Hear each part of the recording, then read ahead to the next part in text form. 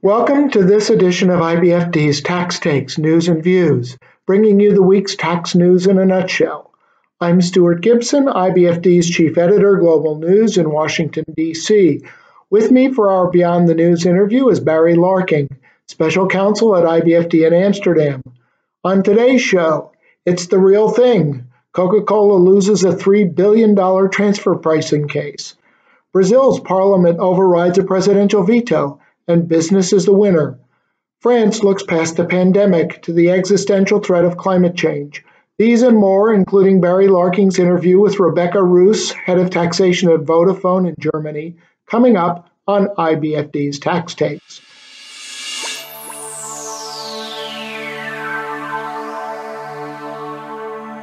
First, we turn to the top news of the past week as reported in IBFD's Tax News Service. As any tax lawyer worth her salt will tell you, the gods of transfer pricing are an unpredictable lot. 2 weeks ago, they handed international mining giant Glencore a huge win against Australia, rejecting the tax office's efforts to rewrite related party contracts. Last week, however, they dropped a $3 billion hammer on one of the world's most iconic brands, Coca-Cola. Siding with the IRS on nearly every point, U.S. Tax Court Judge Albert Lauber ruled that the IRS properly used the comparable profits method to reallocate about $9 billion from Coke's foreign subsidiaries back to its Atlanta parent. In its ruling, the court rejected the taxpayer's original formulation as well as every one of the alternatives it offered at trial, even though the IRS had said back in 1994 that the comparable profits method was to be used as a last resort. Apparently, as Churchill once remarked about democracy, that method may be the worst system in the world, except for every other system. Earlier this year, Brazil found a creative way to help its labor-intensive businesses cope with the financial challenges of the COVID-19 pandemic. Instead of requiring those employers to base their social insurance contributions on payroll, Parliament allowed them to compute those contributions on a much smaller base, gross receipts, which have fallen dramatically during the pandemic. When that benefit was set to expire on December 31st of this year, Parliament extended it for another year. Unfortunately for Brazilian employers, the measure was vetoed by President Jair Bolsonaro, one of a handful of world leaders to contract COVID-19, and who, in response to critics of his handling of the pandemic, famously said, "Everyone is going to die someday."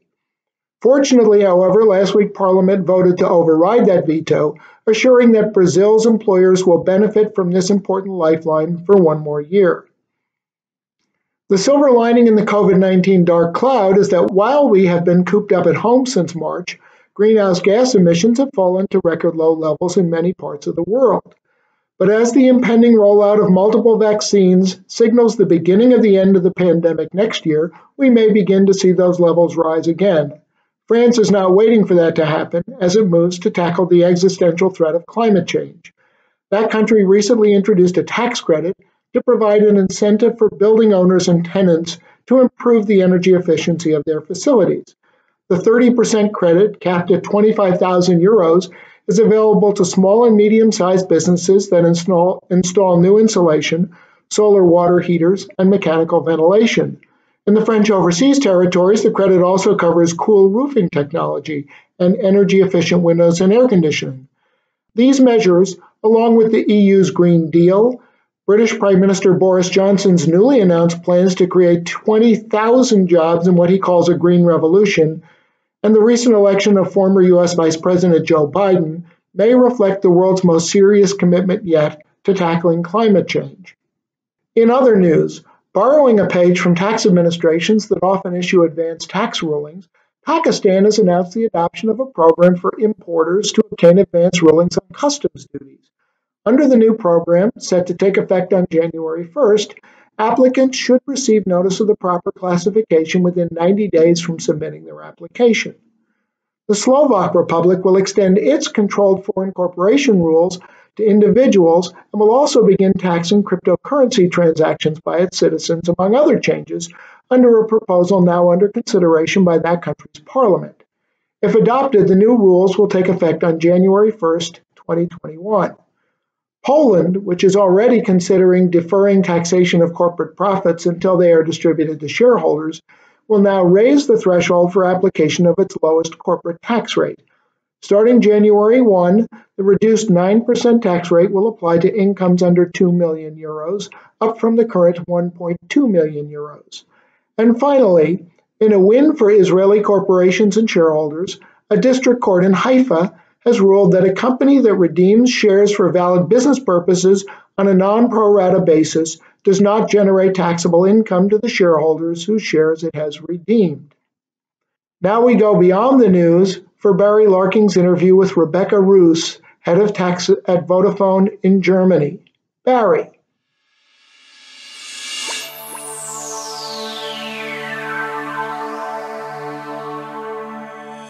Thank you, Stuart, for your informative news report. I'm Barry Larking, Special Counsel here at the IBFD, and I'm joined today by Rebecca Roes, who's not only Head of Tax at Vodafone in Germany, but also recently joined the Board of Trustees at the IBFD. So welcome, Rebecca, both to the IBFD and to Tax Takes News and Views, where we will be looking in more detail at the business implications of the global tax reform proposals. Barry, thanks so much for your warm welcome and for the opportunity to be with you today. I've been really honored to join the IBFD at such an important time, and I'm a big fan actually of this new format. So I'm really also honored to be one of the perspectives that you're bringing together on this important topic. So thank you.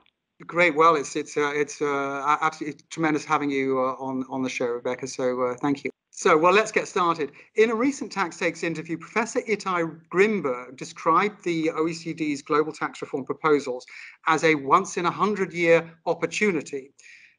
From a business perspective, do you also see this as an opportunity or as maybe something else?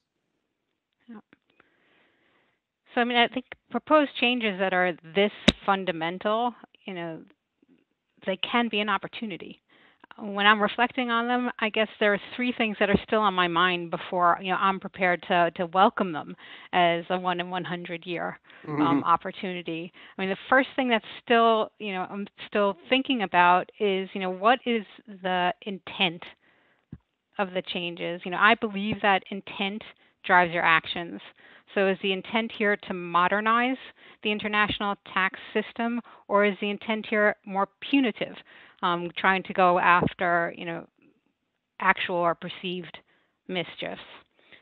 The second thing that I'm thinking about is the importance of having a really broad consensus to allow whatever changes do come in to be multilateral and without friction, either between governments or between taxpayer and government. And third, I'm really looking for something that's simple and objective, because I believe that simple and objective ideas give the best roots for good and sustainable implementation. Well, I think there are a lot of people that would agree with that first point about what is the intention, and I'm not going to go into more detail on that. Yes. These proposals need a certain degree of traction support from all sides, all stakeholders. And your last point on simplicity, I think many would also agree with that. Certainly tax administrations as well, not just business. So hopefully there's some degree of alignment there going forward. If we look at the bigger picture from the perspective of different stakeholders, there's been a lot of discussion about the economic implications, the political implications. What do you see as the main concerns from a business perspective about these proposals?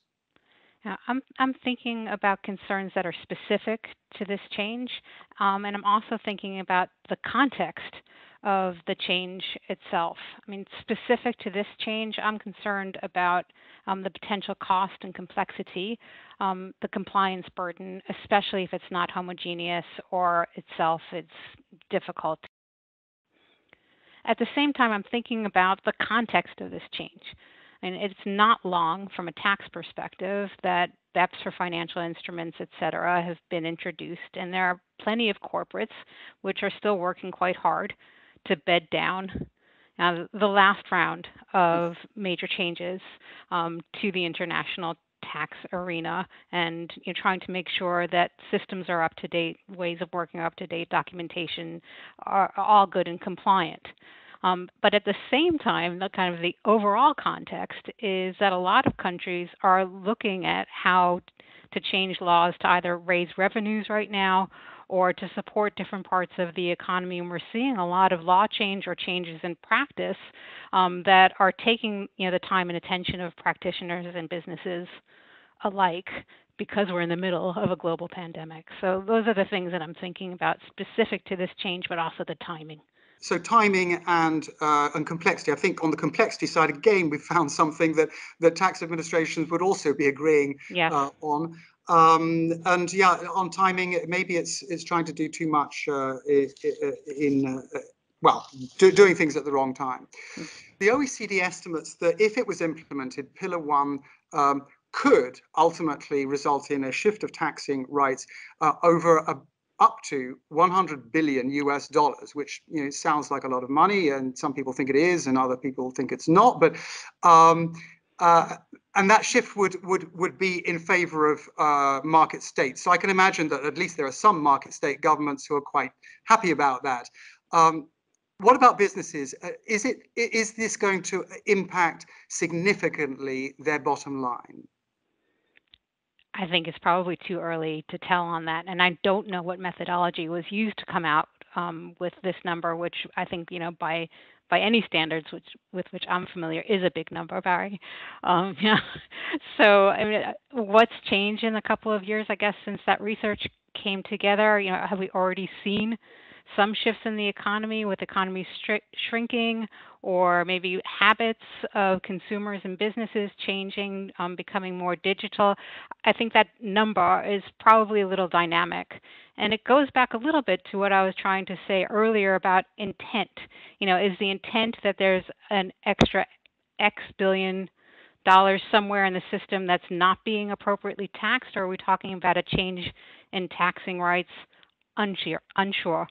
I guess for me, what's most important is that we're able to fulfill our compliance obligations and pay the right amount of tax, under law, once at the right time. That's very clear. And I think if you're talking about this idea of paying the right amount of tax as being the sort of overriding objective, if you like, from a business perspective, that's clear, the importance of that for the amount A of Pillar 1. Yep. Amount B of Pillar 1, without going into the details, is all about certainty and paying the right amount of tax. It's designed specifically for that objective. The question obviously there is, do you think it's going to achieve that objective? Yeah, I think that is the question. How practical is that? How straightforward is that? And how proportionate is the effect of the two combined to achieve the intent of the proposals? Yeah, and proportion, I think, is a very important word to use there, and that is immediately the sort of the catalyst for a lot of exceptions and complexity. Yes. Because a simple formula may not be that proportionate. So I think that's a very good point. Looking to the future, we've got a little over 6 months before the new deadline for reaching consensus expires.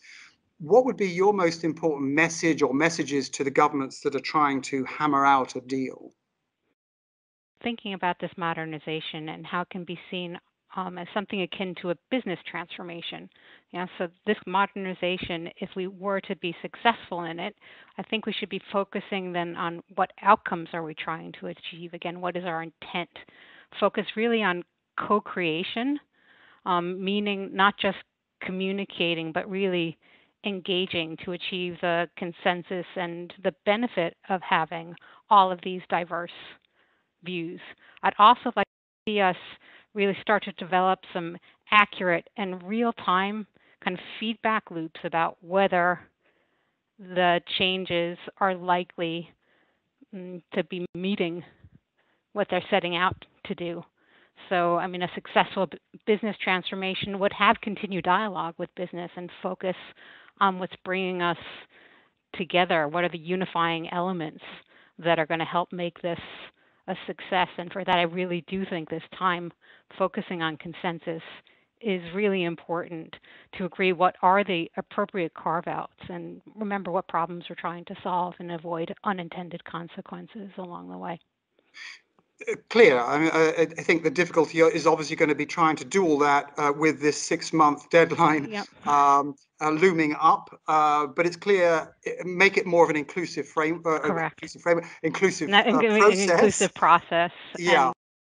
And the benefit of having these diverse views, because I think it's only going to succeed if the diverging views come together in something that's workable for everyone. Which is why it's good to get the business perspective on this. So Rebecca, thank you so much. Barry, it's been a pleasure. Our guest today has been Rebecca Roes, Head of Tax at Vodafone in Germany. Thanks for your open and insightful comments on the business implications of the global tax reform proposals. And that wraps up this week's edition of TaxSage's News and Views, the week's tax news in a nutshell. So from Stuart Gibson and myself, thank you for watching, and here's hoping that your week is not too taxing.